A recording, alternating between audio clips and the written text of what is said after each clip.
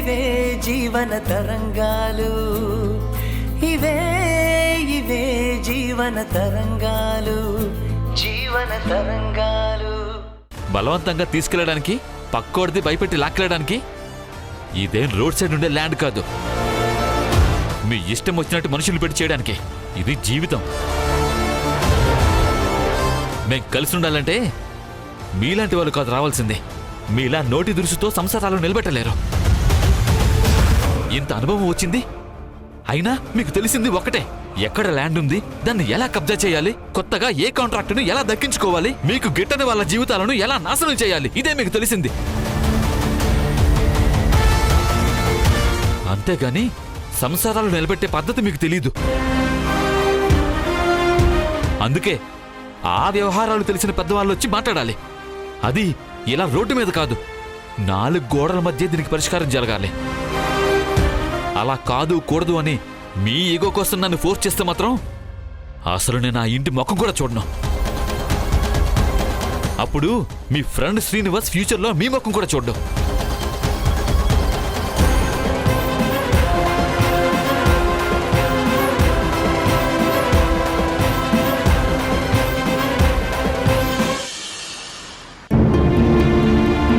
అమ్మా, లెక్చరర్ ప్రమోద్ గారు ఇంటికొచ్చారా?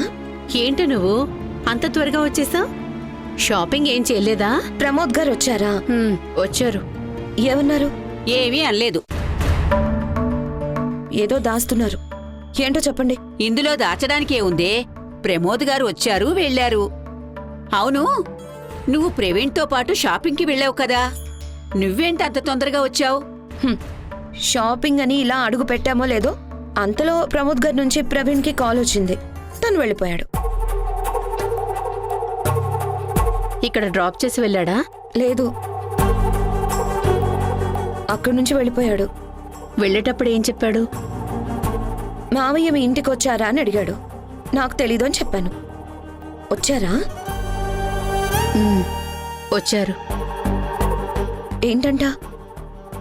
అదే ఆయన కేసు గురించి దేవికతో మాట్లాడండి అని అడిగారు. మేం కుదరదని చెప్పాం. అందుకే ప్రవీణ్తో విషయం చెప్పి అతన్నే దేవికతో మాట్లాడించడానికి పంపిస్తానని వెళ్ళిపోయారు.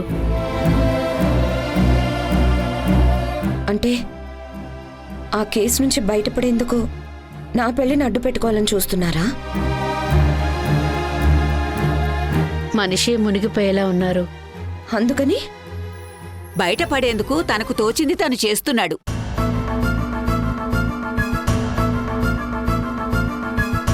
ప్రవీణ్కి సంస్కారం ఉంటే ఈ విషయంలో తల దూర్చకూడదు. నువ్వలా అంటే సరిపోతుందా? ప్రవీణ్ ఎంత కాదనుకున్నా ప్రమోద్ గారికి మేనల్లుడు, వాళ్ళది రక్త సంబంధం. దానికి దీనికి సంబంధం లేదు. సంబంధం ఉందని ఎవరంటున్నారు? ప్రమోద్ గారు తనకి మేనమామ. ఆయన ఇబ్బందుల్లో ఉన్నారు. అడిగినప్పుడు సహాయం చేయటం తన ధర్మం. తను పెళ్లి చేసుకుంటున్న అమ్మాయి పిన్నితో తనకు అవసరం ఉంది. అలాంటప్పుడు హెల్ప్ అడగడంలో తప్పే ఉంది. కాదే కీర్తి, ఇందులో అంతగా ఆలోచించడానికి ఏముంది? తెలిసిన వారని ఒక మాట అడుగుతారు, అదేమన్నా తప్ప? అయితే పిన్నిని నువ్వెళ్ళి అడుగుతావా? అది చట్టానికి సంబంధించిన విషయం. వాళ్ళు తేల్చుకుంటారు. నీకెందుకు? నువ్వు ఊరికే ఉండు. అమ్మా, మరి నువ్వు? ఇప్పుడు నేను దేవికాని కొత్తగా అడగడం వల్ల ఏం మారిపోతుంది? నీకు ప్రవీణ్కి పెళ్లి ఫిక్స్ అయిందని తనకి తెలుసు కదా. ఇలా రైట్ చేస్తే ఇబ్బందులు వస్తాయని తనకి తెలీదా? తెలిసి కూడా చేసిందంటే అందుకు కారణం ఏదైనా కావచ్చు. నేను నీ పెళ్లి విషయంలో బాధ్యతగా ఫీల్ అయినట్టు తను కూడా ఫీల్ అయి ఉంటే ఇంత ఇబ్బంది వచ్చేదే కాదు. తను పట్టించుకోలేదు కాబట్టే తనకు నచ్చినట్టు ప్రొసీడ్ అవుతుంది. కానీ నువ్వు ఒకసారి ప్రవీణ్కి చెప్పు, ఈ విషయంలో తలదూర్చకండి అని. తను జోక్యం చేసుకున్నందుకు దేవిక హెల్ప్ చేస్తే సరే, కానీ చేయకపోతే అది మనసులో పెట్టుకొని రేపు పెళ్ళయ్యాక ప్రవీణ్ పగ సాధించాలనుకుంటే అప్పుడు నీ జీవితం నరకమవుతుంది. ఇలాంటి విషయాలు చెప్పలేం. తనంతట తాను తెలుసుకోవాలి. తను చూసింది నన్ను, పెళ్లి చేసుకోబోయేది నన్ను. ప్రమోద్ గారు తనకి మేనమామ, సరే ఆయన మేలు కోరడంలో తప్పులేదు. కానీ ఆయనకి మేలు జరగకపోతే దానిపై డిపెండ్ అయి నాతో పెళ్లి జరగాలా వద్దా అని వాళ్ళ మేనమామ ప్రవీణ్ కలిసి డిసైడ్ చేస్తారనుకుంటే నన్ను చాలా చీప్గా చూసినట్టే. అంటే వాళ్ళ అవసరాలు తీరకపోతే నేను అనవసరం. అలాంటప్పుడు నేను ఈ పెళ్లి చేసుకోవాలా వద్దా అని ఆలోచించాల్సి వస్తుంది. ఆ పరిస్థితి రావద్దంటే ప్రవీణ్ తన మావయ్య విషయంలో జోక్యం చేసుకోకుండా ఉంటేనే మంచిది. అది ప్రవీణ్ విజ్ఞతకే వదిలేస్తున్నాను. ఆయనకి తెలివి ఉంటే ఈ ఇష్యూలో కలుగు చేసుకోడు. మీరు కూడా ఫోన్ చేసి చెప్పకండి. తన మనసులో ఏముందో తెలుసుకోవడానికి మనకిదొక ఛాన్స్. దేవిక తన కోసం జాబ్ వదులుకొని మారొచ్చిన భర్తను కూడా అబ్జర్వేషన్లో పెట్టింది.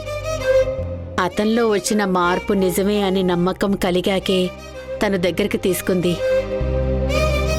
అలాంటిది తప్పు చేసి దొరికిపోయిన ప్రమోద్ గారిని క్షమిస్తుందా? ఏమో, నాకైతే నమ్మకం లేదు. నిజమే, తన మన భేదం లేకుండా ప్రవర్తిస్తుంది. అలాంటి వాళ్ళ ఉసురు తగిలే దాని సంసారంలో మనశ్శాంతి లేకుండా పోతుంది. దానికి పిల్లలు పుడితే తప్ప బుద్ధి రాదు. ఒకవేళ ప్రవీణ్ మాట్లాడినందుకు దేవిక హెల్ప్ చేస్తే? ఇప్పటికి గండం తప్పిందని ఆ దేవుడికి ధూపదీప నైవేద్యాలు సమర్పించుకుంటాను. అతని దీంట్లో తలదూర్చకూడదు. ఈ పెళ్లి నాకు తనకు. ఈ పెళ్లితో నాకు కొత్త జీవితం మొదలవుతుంది. నాతో కొత్త జీవితం ప్రారంభించే అబ్బాయికి తన వాళ్లను కాపాడుకోవడం ఎంత ముఖ్యమో, తన కోసం వచ్చిన నాకు గౌరవం ఇవ్వడం అంతకంటే ఎక్కువ ముఖ్యమని తనకి క్లారిటీ వస్తేనే ఈ పెళ్లి జరుగుతుంది. అదేంటి అలా మాట్లాడతావు? ప్రమోద్ గారు కావాలని తప్పు చేయలేదు కదా. నేను ప్రమోద్ గారి తప్పుపు గురించి మాట్లాడడం లేదు. వాళ్ళ మావయ్యని తప్పించేందుకు అమ్మాయి తరపున ఉన్న ఇన్ఫ్లుయెన్స్ యూజ్ చేసుకుని తప్పించుకోవాలనుకోవడంలో నా వైపు నుంచి నాకు తప్పనిపిస్తుంది. రేపటినాడు ఆ అబ్బాయి చేసే తప్పుకైనా నా సభ్యతను పణంగా పెట్టి బయటపడాలనుకోవడనే గ్యారంటీ లేదు. అసలే అమెరికాలో ఉంటున్న అబ్బాయి అంత దూరం తనతో పాటు నమ్మి అడుగు వేయాలంటే ప్రమోద్ గారి ఇష్యూను ప్రవీణ్ ఎలా హ్యాండిల్ చేస్తాడనే దానిపై ఆధారపడి ఉంటుంది. రేపు నేను అతను చేయి పట్టుకుని 7 అడుగులు నడవాలా వద్దా అనేది అప్పుడు తేలిపోతుంది.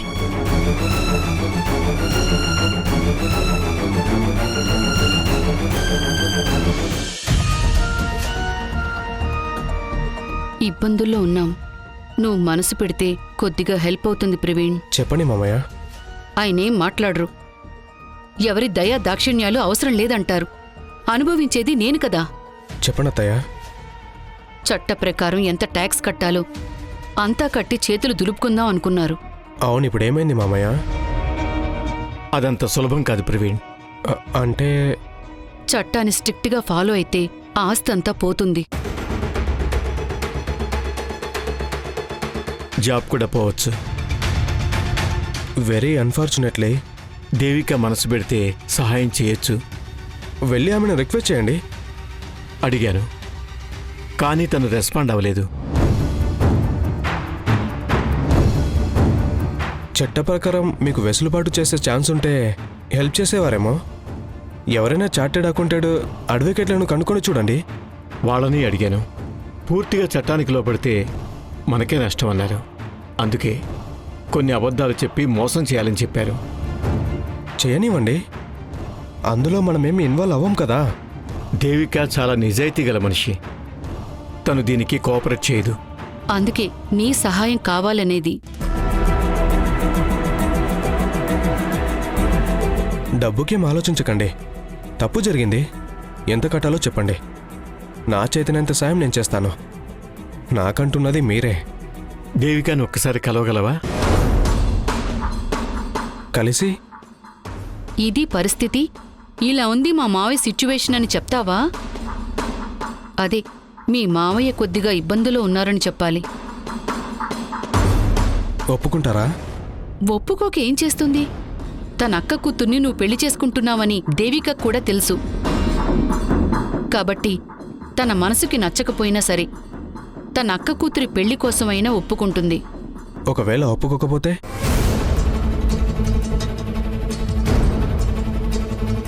I don't know. ఊబిలోకి కూరుకుపోతున్నాను. ఈ సమయంలో బయటపడేందుకు నాకున్న ఒకే ఒక్క ఆశ. నేను ఇలా మాట్లాడకూడదురా. ఈ కేసు, నీ పెళ్ళి రెండూ కూడా దేవిక డెసిషన్పై ఆధారపడి ఉన్నాయని తనకి చిన్న హింట్ ఇస్తే హెల్ప్ చేయగలదేమో.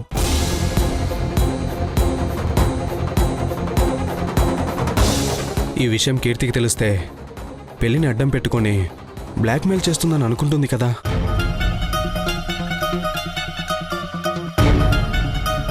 మిమ్మల్ని బయటపడేయాలి అంటే చట్టాన్ని మోసం చేయాలి అని మీరే చెప్తున్నారు.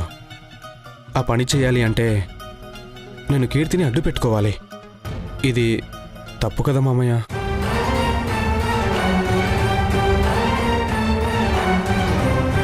తప్పే, కానీ అది చాలా చిన్న తప్పురా. వేరే మార్గం లేదు. అలా చేస్తే కీర్తికి తెలుస్తుంది. తర్వాత నా మీద కీర్తికి ఏం మర్యాద ఉంటుంది చెప్పండి?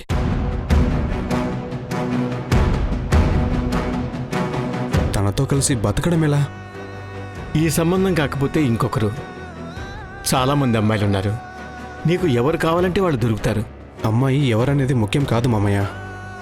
కానీ పెళ్లి ఫిక్స్ అయ్యాక ఆ అమ్మాయి ముఖ్యం కదా మామయ్య. ఆ అమ్మాయి ముందు నా క్యారెక్టర్ చాలా ఇంపార్టెంట్.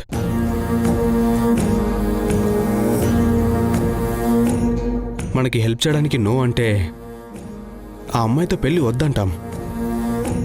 అదే మనకు ఫేవర్గా ఉంటే పెళ్ళికి రెడీ అవుతామంటే మన గురించి ఏమనుకోవాలి?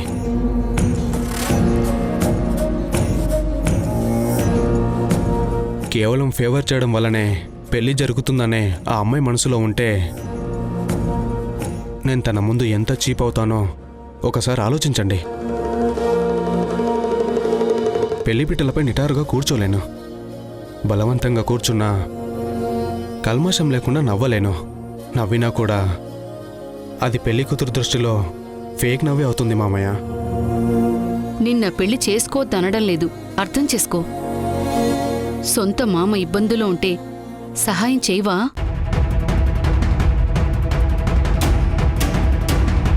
అదొక్కటే నాకున్న హోప్ రా.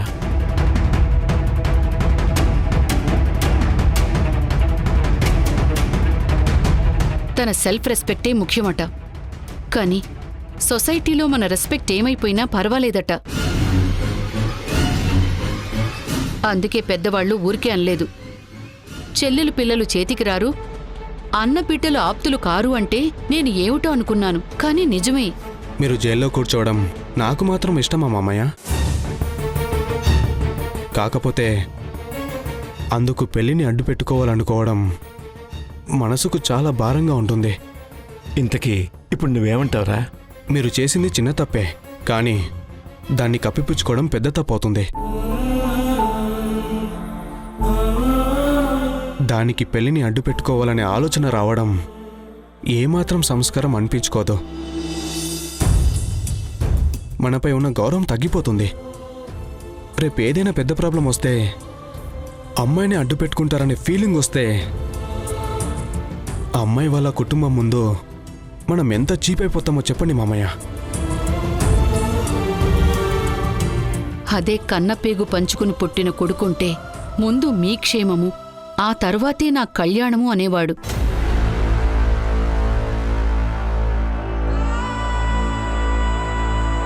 ఇప్పుడు అనుకుని ఏం లాభం? ఎవ్వరూ లేని ఏకాకులం మనం. అనుభవించాల్సిందే మరి. కాసేపు ఆగుతావా నువ్వు? ప్రవీణ్, తనేదో బాధలో మాట్లాడిందిరా. అత్తమ్మ మాట్లాడిన దాంట్లో తప్పేం లేదు మామయ్య. అమ్మ నాన్న విషయంలో అయితే వేరు. మీరు నాకు మేనమామ. నాకు మీరంటే చాలా ఇష్టం. మీకు నేనంటే ఇష్టం. అయితే మన మధ్య ఉన్న ఈ రిలేషన్ ఒకరికొకరు ఎక్స్ప్లోర్ చేసుకోవడానికి కాదు.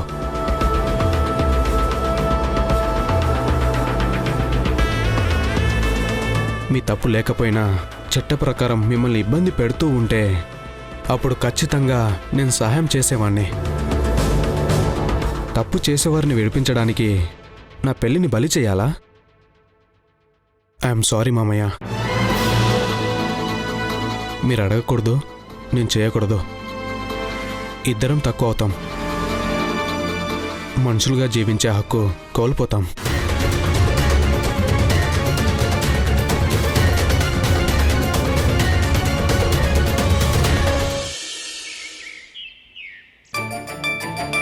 అమ్మా దేవిక, బాబు రండి భోంచేద్దురు. దేవిక రామ్మా, కూర్చో బాబు.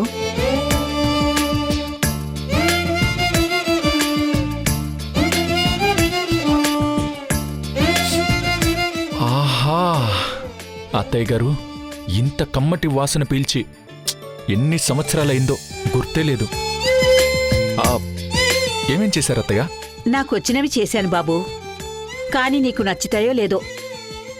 మీరేం ఫీల్ అవ్వకండి, తప్పకుండా నచ్చుతాయి. దేవికా, దేవికా, త్వరగా రా. తనొస్తుందిలే బాబు, ముందు మీరు తినండి. ఎప్పుడు తిన్నారో ఏంటో.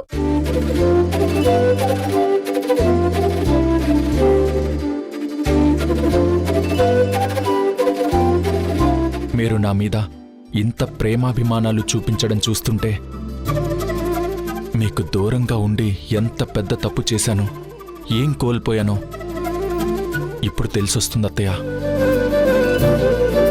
దేవికని మీ నుంచి దూరం చేసినందుకు నా మీద మీకు కోపం లేదా అత్తయ్య? ఎందుకు లేదు, ఎప్పుడూ ఉంది.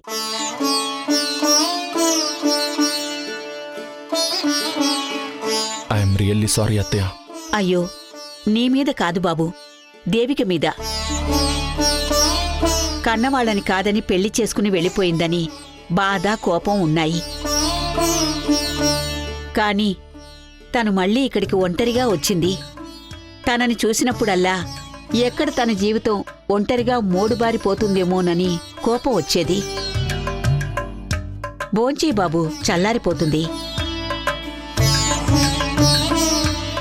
ముందు మీ కోపం చల్లారాలంటే ఏం చేయాలో చెప్పండి.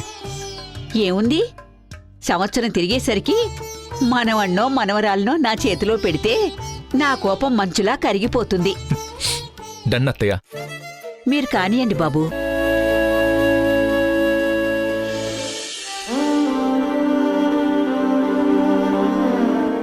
ఓకే, బట్ ఈ మ్యాటర్ని చాలా కాన్ఫిడెన్షియల్గా ఉంచాలి. Okay, don't forget that. సరే. అమ్మా Devika, I'll call you back. మీ ఆయన భోజనం చేయడానికి ఇబ్బంది పడుతున్నాడు. నువ్వు చేత్తో తనకి తినిపించు.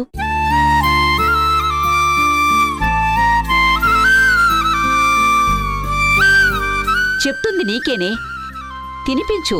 అలా చూస్తావేంటే? ఆయనకి దెబ్బ తగిలింది ఎడమ చేతికి కదమ్మా. అక్కర్లేదు అత్తయ్య, నేను తింటాను. దేవిక, నువ్వు కూర్చో, బొంచి.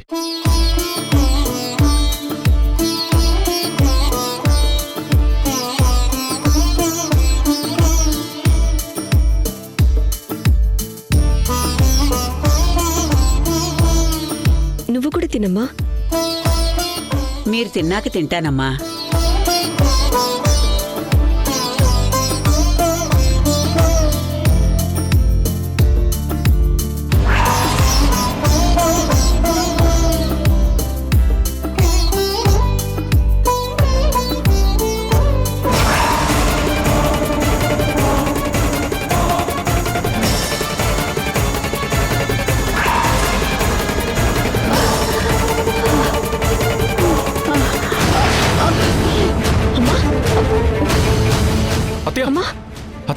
ఏమైంది అత్తయ్య? అత్తయ్య, ఏమండి, అర్జున్కి అంబులెన్స్కి కాల్ చేయండి. అమ్మా, అమ్మా.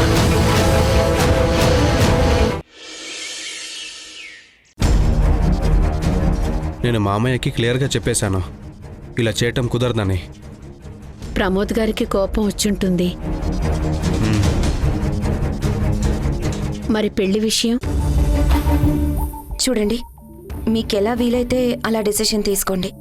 నేనేమనుకుంటానో ఆలోచించకండి. నా డెసిజన్ నా క్యారెక్టర్పై ప్రభావాన్ని చూపుతుంది కదా. లేదు. ఏయ్ నువ్వు ఊరికే ఉండవే. అమ్మా ప్లీజ్ అమ్మా. నువ్వు చెప్పు కీర్తి. చూడండి ప్రవీణ్ గారు, ఇంకా పెళ్ళి అవ్వలేదు కాబట్టి మీ డెసిషన్ నా మీద ఎటువంటి ప్రభావాన్ని చూపదు. We are still strangers. పెళ్ళయ్యాక మీ డెసిషన్స్ మీద నా ప్రభావాన్ని చూపుతాయి. కానీ నువ్వు అనుకున్నట్టు మనమేమి స్ట్రేంజర్స్ కాదు. మనకు పెళ్లి ఫిక్స్ అయింది. ఇక నేను తీసుకోవాల్సిన నిర్ణయం కూడా నా పర్సనల్ కాదు, పెళ్లితో ముడిపడి ఉంది. ఇంకా చెప్పాలంటే పెళ్లిని అడ్డు పెట్టుకోవాల్సిన సిచ్యువేషన్. అందుకే సూటిగా మామయ్యకు చెప్పేశాను, పెళ్లిని అడ్డు పెట్టుకొని దేవిక గారితో మాట్లాడలేను అని. అప్పుడు మీ వాళ్ళు పెళ్లికి రారు కదా. మేబీ. మరి మీ బంధువులు వస్తారని అనుకుంటున్నాను. కొంతమంది వస్తారు. వచ్చేవారు కూడా. ఇప్పుడు మామయ్యకి ఇలా జరిగింది, మామయ్య పెళ్ళికి వస్తారా రారా, వస్తే రియాక్షన్ చూడ్డానికి వచ్చే చుట్టాలు ఉన్నారు. మీరు ఈ దేశంలో ఉండడమే తక్కువ కదా. ఇక్కడి వాళ్ళతో ఎమోషనల్ కనెక్టివిటీ తక్కువే. ఇప్పుడున్న పరిస్థితుల్లో మామయ్య పెళ్ళికి రావచ్చు రాకపోవచ్చు, కానీ పెళ్ళి మాత్రం జరుగుతుంది.